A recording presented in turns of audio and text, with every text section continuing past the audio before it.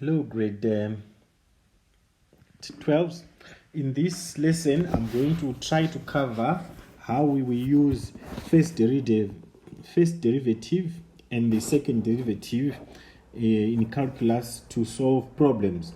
So, where and how do we use the derivatives? Right. So by the end of this lesson, you should be able to use derivative or the derivative function to find the gradient of a point, right, and determine equation of a tangent and a normal, right. We are going to use derivative to determine stationary points and the points of inflection, and also we are going to use the second derivative to determine the nature of the stationary points, and also be able to sketch the cubic function using differentiation or the derivatives. Okay, so let's get on with it.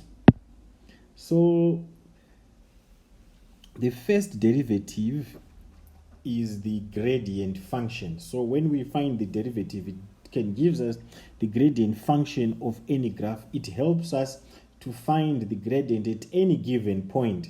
So once we find that gradient, that will be the gradient of the tangent of that particular point. So what you must know is that when we have a gradient like that, when we have got a tangent at the point A, right? So we can say the tangent is the tangent at point A, and the gradient function at point A is equals to the gradient of the tangent at that particular point. So another thing is that a normal is always that line at point A which will be perpendicular at point A.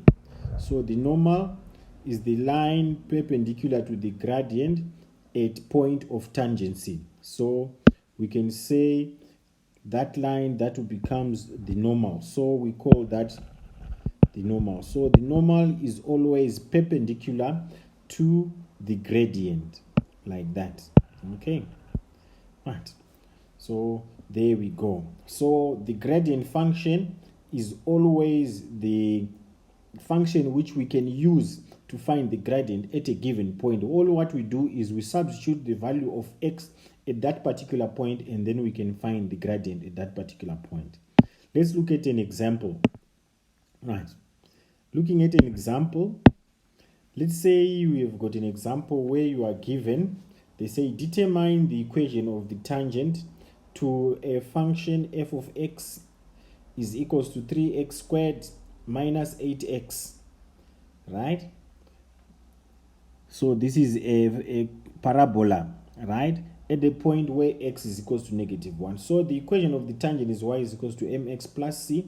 So f prime of x, which means the gradient function, is from first derivative is 6x minus 8. So to find the gradient at point x is equals to 1, we substitute the value of x into the gradient function, and our gradient will be -2.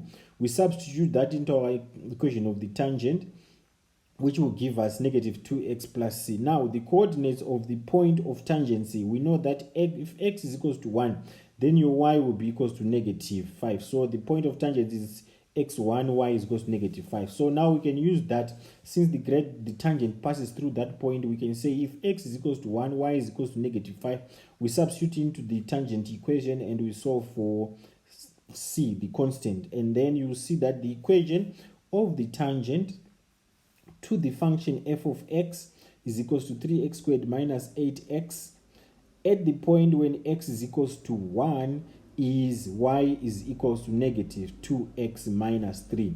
So we have found the gradient, the equation of the tangent. So you can see we used the first derivative to find the gradient function right there. After using the gradient, the first derivative to find the gradient function, we substituted where the value of x at that particular point, and we got the gradient at that particular point. This gradient is equal to the gradient of the tangent. So where there is m, we substituted with -2, because remember Our m is the gradient of the tangent, right? After doing that, we now substitute the value of x into the original function, which is the one which we are given right there, right? And we substitute x is equals to 1 in there, and then after that we find the value of y. Finding the value of y, now we can use that to find the constant, and there we are. Okay, let's move on to another point, right? So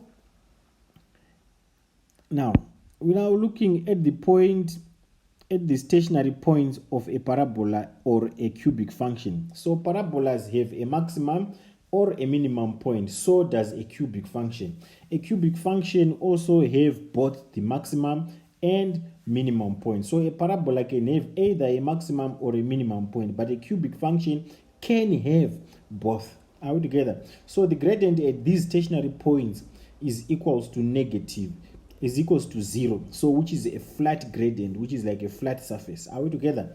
So the gradient at the stationary points is equals to 0, which means the first derivative of that function at the maximum point will be equals to 0. So you can see the tangent is parallel to the x-axis. So the function, you can see in the diagram there, we have a cubic function in red and the parabolas in blue. And at the stationary points, the first derivative function is always equals to 0. And then in a cubic function, you see that a cubic function has got a point of inflection. And a point of inflection, you use second derivative to determine it. So what we must know is that when we want to find the point of inflection, this will be the second, we use the second derivative to find the point of inflection. And also we use second derivative to determine the nature of the stationary point. So if the second derivative, substituting the value of x, is greater than 0, then we know that that point is a minimum point. If the second derivative, and we substitute the x value of that particular point, and it's less than 0, so that point is a maximum point. And if in the second derivative we substitute the value of x to that particular point and it's equal to 0, then we know that that point is a point of inflection. So we are going to be using this information to solve problems. Let's look at some examples. Right, looking at some examples here, let's say you are given to a function f of x is equals to x cubed minus 3x squared minus 10x plus 24, and you are asked to sketch this graph.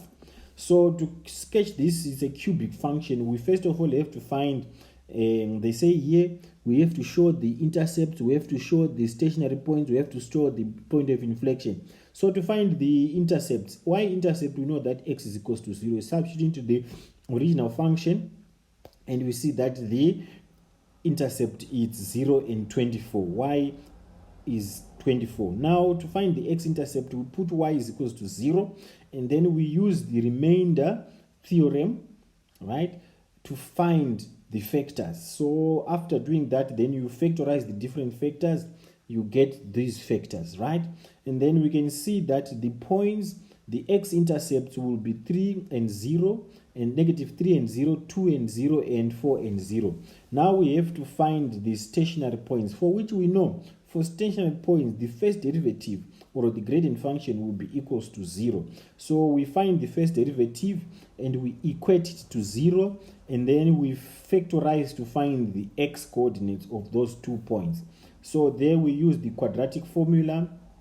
You find that I am going to round off to 2 decimal places, which will be the first point is negative 0.94 and the second point is 2.94. So to find the y coordinates, we substitute those x values into the original equation, and then if x is equal to negative 0.94, then our y is going to be 29.92.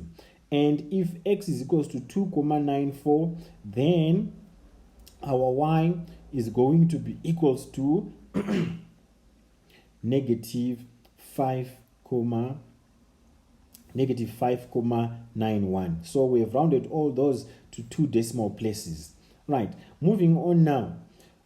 Now we've got the stationary points. There we go. Now we need to find the point of inflection. So at the point of inflection, remember we are going to use the second derivative. So the point of inflection, we know that second derivative will be equals to 0. So first of all, we find second derivative, which is going to be 6x minus 6. We equate it to 0, we solve for x, and we see that our point of x, the point of inflection, the y-coordinate, we substitute x is equals to 1 into the original equation, we see that the y-coordinate will be 12. So now we've got our y-intercept, which is this one. We've got our x-intercepts, 3 of them, 1, 2, 3, and then we've got our point of our stationary points, number 1, number 2, and then we've got our point of inflection. With these, now we can go on and sketch a graph. So to sketch a graph, we draw our Cartesian plane, and then we have our y-intercept, then our x-intercepts, right? And then our stationary points. There we go. And then we can draw our graph. We can also put our point of inflection, so our graph will look like that. And then we have our point of inflection. We have sketched the graph. Okay, right. So we've used differentiation, first derivative and second derivative to sketch this point. First of all, we found the x and y intercepts.